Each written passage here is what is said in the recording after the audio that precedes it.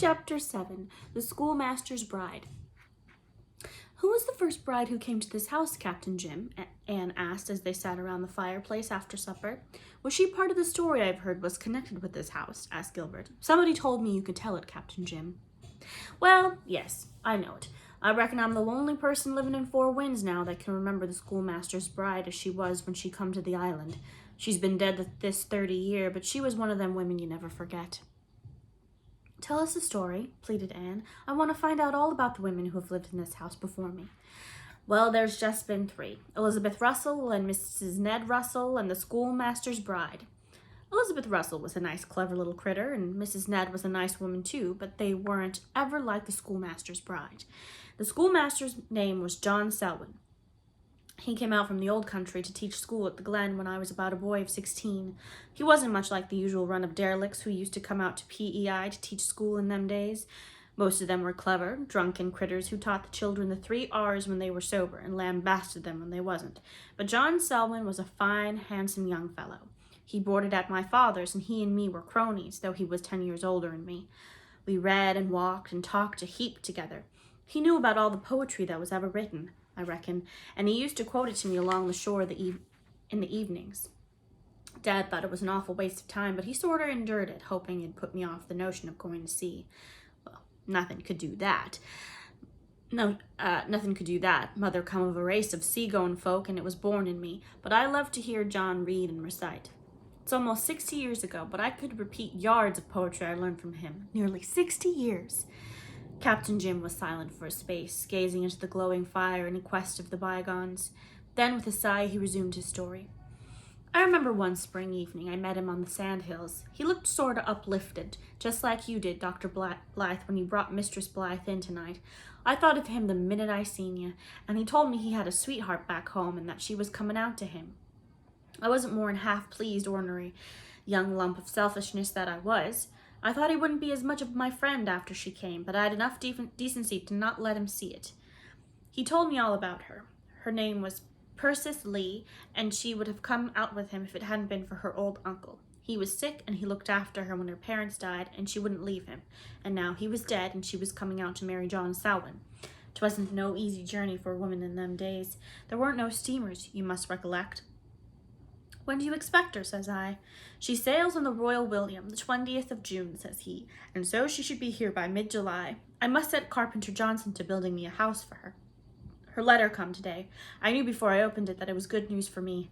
I saw her a few nights ago.' I didn't understand him, and then he explained, though I didn't understand that much better. He said he had a gift, or a curse.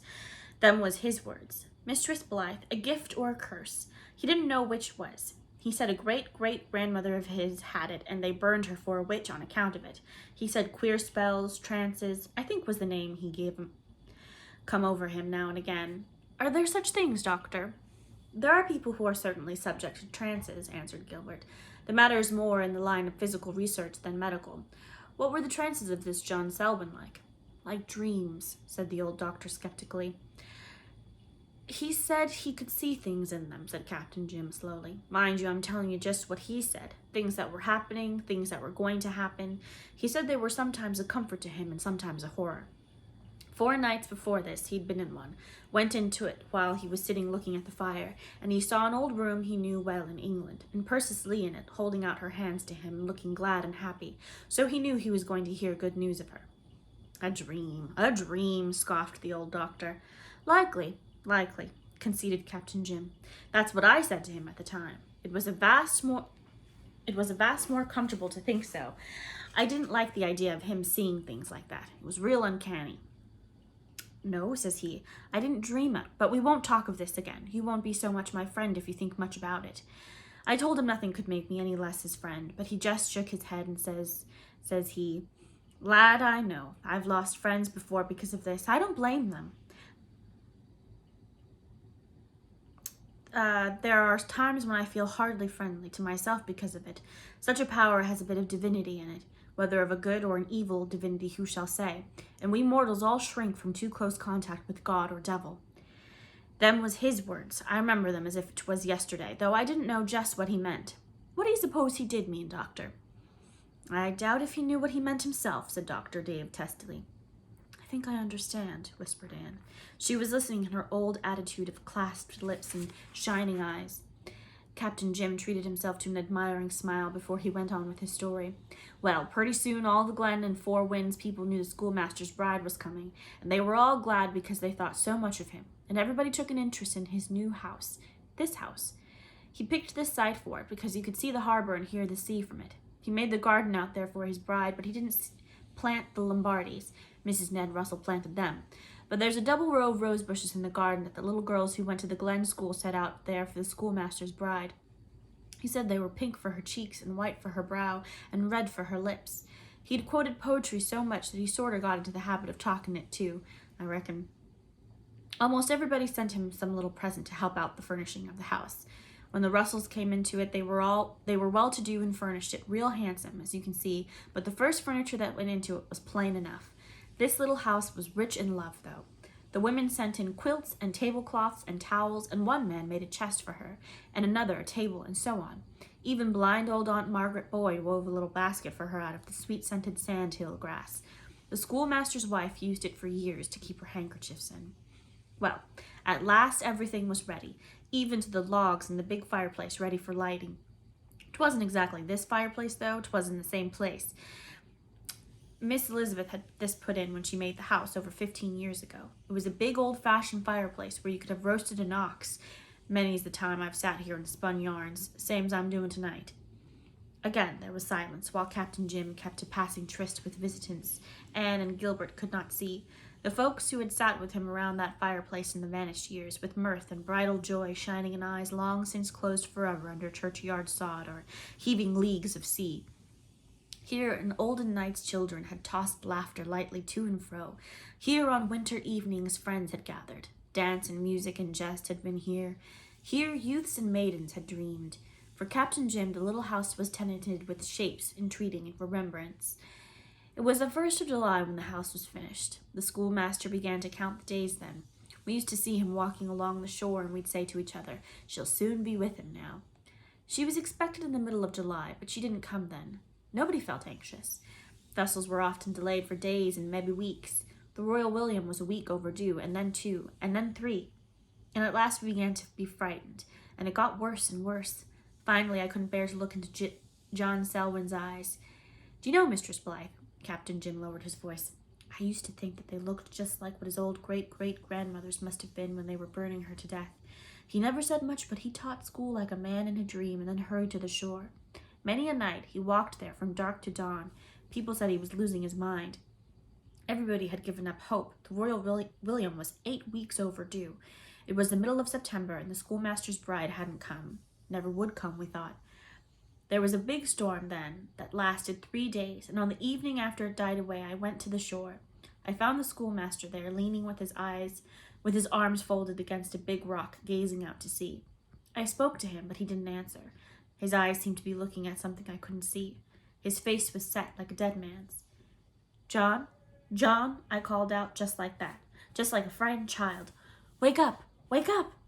That strange, awful look seemed to sort of fade out of his eyes. He turned his head and looked at me. I've never forgot his face, never will forget it till I ships for my last voyage. "All is well, lad," he says. "I've seen the Royal William coming round East Point. She'll be here by dawn. Tomorrow night I shall sit with my bride by my own hearth fire." "Do you think he did see it?" demanded Captain Jim abruptly. "God knows," said Gilbert softly. "Great love and great pain might compass we know not what marvels." "I'm sure he did see it," said Anne earnestly. "Falderall," said Dr. Dave, but he spoke with less conviction than usual.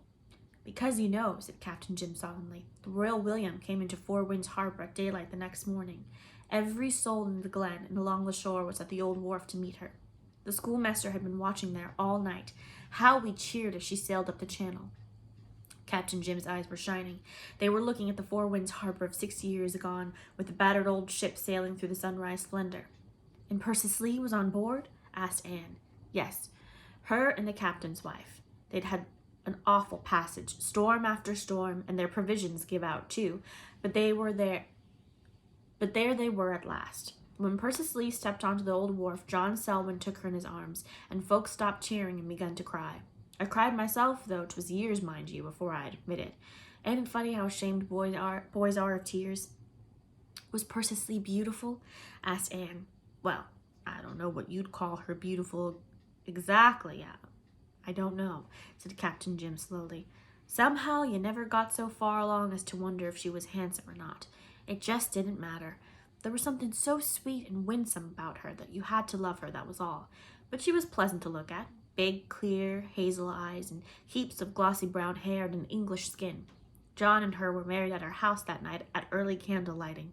Everybody from far and near was there to see it, and we all brought them down here afterwards. Mistress Selwyn lighted the fire, and we went away and left them sitting here, just as John had seen in that vision of his. A strange thing, but I've seen a terrible lot of things in my time.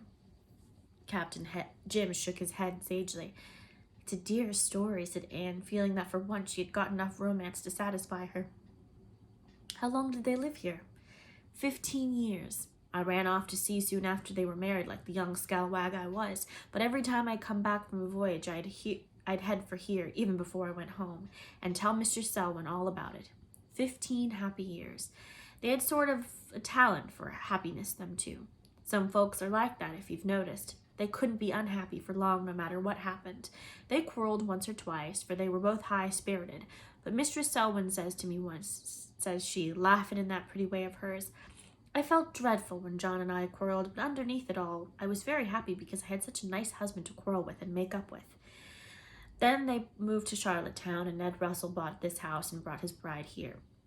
They were a gay young pair, as I remember them. Miss Elizabeth Russell was Alec's sister.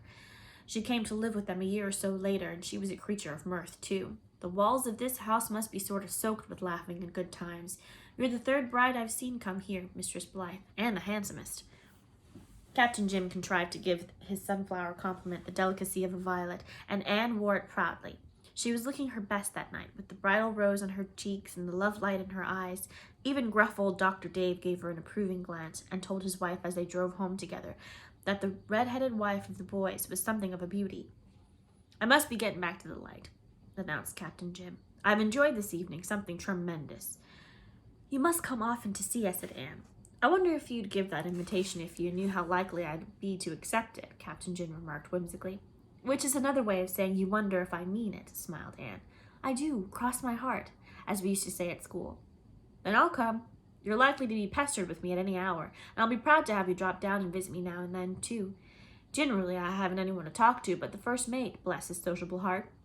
He's a mighty good listener, and has forgotten more than any McAllister of them all ever knew.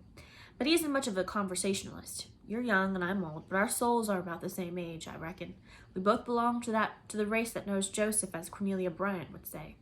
The race that knows Joseph? Puzzled Anne. Yes. Cornelia divides all the folks in the world into two kinds, the race that knows Joseph and the race that don't. If a person sort of sees eye to eye with you and has pretty much the same ideas about things and the same taste in jokes, why then he belongs to the race that knows Joseph. Oh, I understand, exclaimed Anne, light breaking in upon her. It's what I used to call, and still call in quotation marks, kindred spirits. Just so, agreed Captain Jim.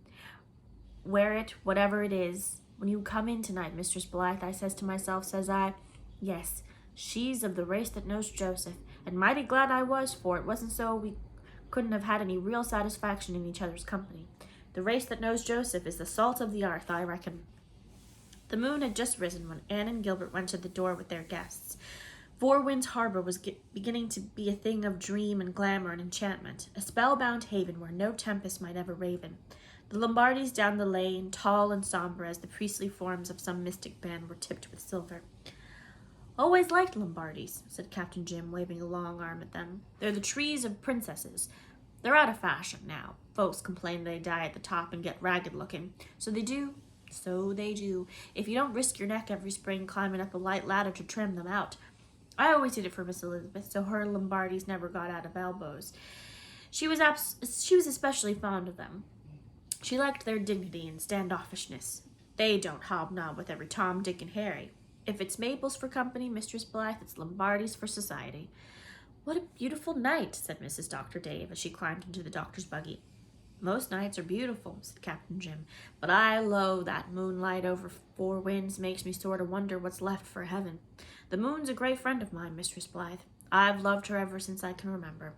When I was a little chap at 8, I fell asleep in the garden one evening and wasn't missed. I woke up along in the night and I was most scared to death. What shadows and queer noises there was. I dursn't move, just crouched there, quaking, poor small mite. Seems as if there wasn't anyone in the world but myself, and it was mighty big. Then, all at once, I saw the moon looking down to me through all the apple boughs, just like an old friend. I was comforted right off, got up and walked to the house as brave as a lion, looking at her. Many's the night I've watched her from the deck of my vessel on seas far away from here.